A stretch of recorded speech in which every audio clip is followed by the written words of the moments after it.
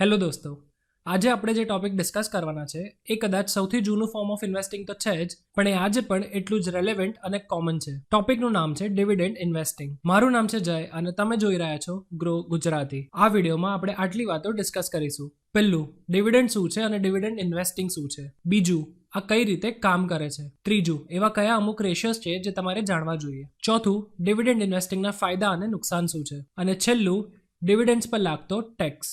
વિડીયોમાં આગળ વધતા પહેલા ચેનલને સબસ્ક્રાઇબ કરો અને આ વિડીયોને લાઇક કરી દો, કેમ કે આવું જ ક્વોલિટી કોન્ટેન્ટ પર્સનલ ફાઇનાન્સ અને ઇન્વેસ્ટમેન્ટ પર અમે લાવતા રહીશું આ ચેનલ પર એવરી વીક. ચલો હવે ટોપિક પર પાછા જઈએ. પહેલા જોઈએ કે ડિવિડન્ડ શું હોય છે. ડિવિડન્ડ એટલે પ્રોફિટનો એવો ભાગ જે કંપની દ્વારા શેર હોલ્ડર્સમાં ડિસ્ટ્રીબ્યુટ કરવામાં આવે છે. જ્યારે પણ કંપની પ્રોફિટ કરે ત્યારે કંપની એક અમાઉન્ટ નક્કી કરીને એટલું ડિવિડન્ડ ડિસ્ટ્રીબ્યુટ કરી શકે છે. જે રકમ ડિવિડન્ડ તરીકે નથી અપાઈ તે રકમને બિઝનેસમાં પાછી ઇન્વેસ્ટ કરવામાં આવે છે, જેને આપણે રિટેન્ડ અર્નિંગ્સ કહીએ છીએ. ડિવિડન્ડ સ્ટોક માર્કેટની એક ખૂબ જૂની વિશેષતા છે. ડચ ઇન્ડિયા ઈસ્ટ કંપની એવી પહેલી પબ્લિક કંપની હતી જેને પોતાના ઇન્વેસ્ટર્સને ડિવિડન્ડ આપવાનું શરૂ કર્યું. એ કંપનીએ પોતાના ઇન્વેસ્ટર્સને સાલ 1602 થી સાલ 1800 સુધી 18% ડિવિડન્ડ આપ્યું. ડિવિડન્ડ્સ મેઇનલી બે પ્રકારના હોય છે: કેશ ડિવિડન્ડ અને સ્ટોક ડિવિડન્ડ્સ. કેશ ડિવિડન્ડમાં શેર હોલ્ડર્સને ડાયરેક્ટ કેશ આપવામાં આવે છે, પણ સ્ટોક ડિવિડન્ડ્સમાં શેર હોલ્ડર્સને કેશની જગ્યાએ બોનસ શેર્સ આપવામાં આવે છે. જ્યારે કંપની કેશ ડિવિડન્ડ્સ આપે ત્યારે તેના કેશ રિઝર્વ્સ એટલી અમાઉન્ટથી ઘટી જાય છે, પણ સ્ટોક ડિવિડન્ડ્સ આપે ત્યારે કેશ રિઝર્વ્સ પર કોઈ ઇમ્પેક્ટ નથી આવતો. એનો મતલબ કે જો કંપનીને રેગ્યુલર કેશ ડિવિડન્ડ્સ આપવા હોય તો તેને કન્સિસ્ટન્ટલી એટલે કે સતત કેશ જનરેટ કરતા રહેવું પડે. આ હતું ડિવિડન્ડ. તો ડિવિડન્ડ ઇન્વેસ્ટિંગ એટલે શું? ડિવિડન્ડ ઇન્વેસ્ટિંગ એક ઇન્વેસ્ટિંગ મેથડ છે જેમાં આપણે એવી કંપનીઝમાં ઇન્વેસ્ટ કરીએ જે રેગ્યુલરલી ડિવિડન્ડ્સ પે કરતી હોય. આ કરવાથી ઇક્વિટી ઇન્વેસ્ટમેન્ટ્સમાંથી એક રેગ્યુલર ઇન્કમ સ્ટ્રીમ ઊભી થઈ જાય છે. હવે જોઈએ ડિવિડન્ડ ઇન્વેસ્ટિંગ કામ કેવી રીતે કરે છે. હવે કદાચ તમારા મનમાં એક સવાલ આવ્યો હશે કે જો ઇન્વેસ્ટરને રેગ્યુલર ઇન્કમ સ્ટ્રીમ જ ઊભી કરવી છે તો સ્ટોક્સમાં ઇન્વેસ્ટ શું કરવાનું? બીજા સેફર ઓપ્શન્સ પણ તો છે, જેમ કે બોન્ડ્સ અને ફિક્સ્ડ ઇન્કમ સિક્યોરિટી. તો જુઓ, ડિવિડન્ડ ઇન્વેસ્ટિંગની સ્ટ્રેટેજીમાં આપણે બે ઇન્કમ સોર્સિસને ટાર્ગેટ કરીએ છીએ. પહેલું આપણે જે જોયું રેગ્યુલર ડિવિડન્ડ્સ, બરાબર. બીજું સ્ટોક પરનું કેપિટલ અપ્રિસિએશન. એટલે ધારો કે સ્ટોકની પ્રાઇસ આજે ₹100 છે અને તે નેક્સ્ટ યર 115 થાય છે, તો આ 15% રિટર્ન બી તો મળ્યું ને. આને કહેવાય કેપિટલ અપ્રિસિએશન. આ જ એક બહુ મોટું કારણ છે જેને લીધે લોકો બોન્ડ્સમાં ઇન્વેસ્ટ કરવાની બદલે ડિવિડન્ડ સ્ટોક્સમાં ઇન્વેસ્ટ કરવું વધારે પસંદ કરે છે. હવે એક સવાલ એવો આવે છે કે ડિવિડન્ડ ઇન્વેસ્ટિંગ કરતા વખતે આપણે કયા મેટ્રિક્સ અથવા કયા રેશિયોઝનું ધ્યાન રાખવું જોઈએ. તો ચલો એ પણ જોઈએ. પહેલું, ડિવિડન્ડ યીલ્ડ. ધારો કે સ્ટોકની પ્રાઇસ ₹2000 છે અને તેને ડિવિડન્ડ ₹100 આપ્યો, તો તેનું ડિવિડન્ડ યીલ્ડ રેશિયો 100/2000 એટલે કે 5% આવ્યું. આ રેશિયો પાસ્ટમાં જે ડિવિડન્ડ આપ્યું છે તેની જોડે કમ્પેરિઝન એટલે કે સરખામણી કરવામાં કામ આવે છે.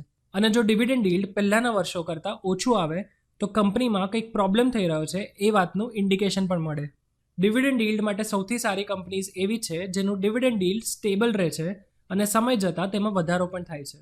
બીજું છે dividend payout ratio. Dividend payout ratio કંપનીના ઓવરઓલ પ્રોફિટ અને શેરહોલ્ડરને આપવામાં આવેલું ડિવિડન્ડ વચ્ચેનું રેશિયો છે. ફોર એક્ઝામ્પલ, કંપનીનું પ્રોફિટ આફ્ટર ટેક્સ ₹500 કરોડ છે અને ડિવિડન્ડ શેર હોલ્ડર્સને આપવામાં આવેલું 200 કરોડ, તો પેઆઉટ રેશિયો 200/500 એટલે કે 40% આવશે.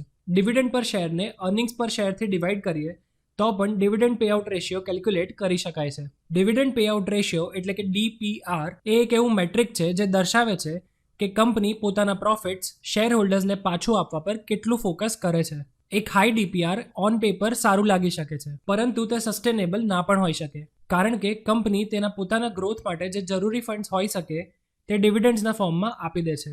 હવે જોઈએ રિસ્ક ઓફ ડિવિડન્ડ ઇન્વેસ્ટિંગ, એટલે આ ઇન્વેસ્ટિંગ મેથડમાં કઈ ટાઈપની વીકનેસ હોય છે. જો કે ડિવિડન્ડ ઇન્વેસ્ટિંગ એક રેગ્યુલર ઇન્કમ સ્ટ્રીમ બનાવવા સાથે એક ખૂબ સરસ ઇન્વેસ્ટમેન્ટ હોય એમ લાગે છે, પરંતુ આમાં પણ વીકનેસીસ તો છે જ. ચલો હવે આપણે આ જ વીકનેસીસ જોઈશું. ડિવિડન્ડ ઇન્વેસ્ટિંગ એવી કંપનીઝને પ્રાથમિકતા એટલે કે પ્રાયોરિટી આપે છે જે રેગ્યુલર ડિવિડન્ડ્સ પે કરતી હોય, પણ મોટાભાગની ગ્રોઈંગ કંપનીઝ પોતાના પ્રોફિટ્સ તેમના કામકાજ અને અન્ય હેતુઓને સાચવવા માટે કંપનીમાં પાછું રીઇન્વેસ્ટ કરી દે છે, અને એટલે જ આવી ગ્રોઈંગ કંપનીઝ રેગ્યુલરલી ડિવિડન્ડ નથી આપતી. તો આ રીતે તો આવી કંપનીઝ ડિવિડન્ડ ઇન્વેસ્ટિંગના સ્કોપથી ટોટલી બહાર જ જતી રહે છે. ડિવિડન્ડ ઇન્વેસ્ટિંગની આ એક બહુ મોટી વીકનેસ છે કે તેના માટે લાયક ઠરેલી મોટાભાગની કંપનીઓ સ્થાપિત એટલે કે એસ્ટાબ્લિશ્ડ બિઝનેસ મોડેલ ધરાવતી કંપનીઓ છે કે જેઓ વિકસિત એટલે કે ગ્રોઈંગ બિઝનેસ મોડેલ ધરાવતી યુવા વિકસિત કંપનીઓ કરતાં કેપિટલ એપ્રિસિએશનના ચાન્સીસ ઓછા ધરાવે છે. ડિવિડન્ડ ઇન્વેસ્ટિંગની બીજી વીકનેસ એ છે કે વધારે ડિવિડન્ડ યીલ્ડ અથવા તો વધારે ડિવિડન્ડ પેઆઉટ રેશિયો ધરાવતી કંપનીઝ જેટલી સારી ઇન્વેસ્ટમેન્ટ દેખાતી હોય તેટલી સારી ન પણ હોય. આનું કારણ એ છે કે કંપનીઓ મોટા ભાગે તેમના ડિવિડન્ડ યીલ્ડ અને ડિવિડન્ડ પેઆઉટ રેશિયોમાં વધારો ત્યારે કરે છે જ્યારે તેમની પાસે કામગીરીમાંથી વધારે કેશ જનરેટ થાય છે. આમ આ કંપનીઓ શેર હોલ્ડર્સને એક સારું પિક્ચર બતાવવા માટે ડિવિડન્ડ યીલ્ડને બેલેન્સ શીટમાં બેસી દેવાને બદલે વધારી શકે છે. જો કે આ ખરાબ પ્રથા નથી, પણ તે સંકેત આપે છે કે કંપની પાસે તેનું આઇડલ કેશ કામે લગાવવા માટે પૂરતી ગ્રોથ ઓપોર્ચ્યુનિટીઝ નથી અને તેથી જ તે ડિવિડન્ડ યીલ્ડ અને ડિવિડન્ડ પેઆઉટ રેશિયોમાં વધારો કરી રહી છે. કોઈ પણ કંપની માટે લાંબા ગાળે હાઈ ડિવિડન્ડ પેઆઉટ રેશિયો અથવા હાઈ ડિવિડન્ડ યીલ્ડ સસ્ટેનેબલ એટલે કે ટકાઉ ન હોઈ શકે અને આ મેટ્રિક્સમાં કોઈ પણ ઘટાડો ઇન્વેસ્ટર્સના વિશ્વાસમાં ઘટાડો તરફ દોરી શકે છે, પછી ભલે કંપનીએ કોઈ પણ કારણથી ડિવિડન્ડ ઘટાડ્યું હોય. આમ દરેક ઇન્વેસ્ટરે હાઈ ડિવિડન્ડ ઇન્વેસ્ટમેન્ટની સંભાવનાઓનું ખૂબ જ ડિટેલમાં રિસર્ચ કરવાની જરૂર છે, જેથી તે ખાતરી કરી શકે કે તે હાઈ ડિવિડન્ડ કંપનીઓમાં આવી શકે તેવી કોઈ પણ વીકનેસમાં ફસાઈ ના જાય.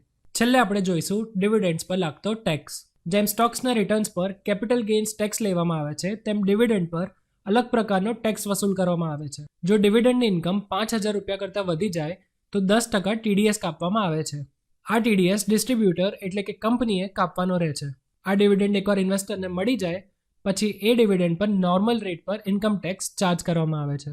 હું આશા કરું છું કે તમને આ વિડીયો ગમ્યો હશે અને આ વિડીયો જોયા પછી તમને ડિવિડન્ડ અને ડિવિડન્ડ ઇન્વેસ્ટિંગ સમજાઈ ગયું હશે. આગળના વિડીયોઝમાં પણ આપણે પર્સનલ ફાઇનાન્સ અને ઇન્વેસ્ટમેન્ટ પર વાતો કરતા રહીશું.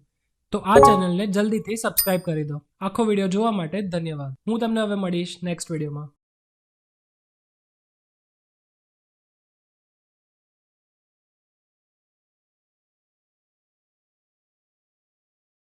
Investment in securities market are subject to market risks. Read all the related documents carefully before investing. Please read the risk disclosure documents carefully before investing in equity shares, derivatives, mutual fund, and or other instruments traded on the stock exchanges.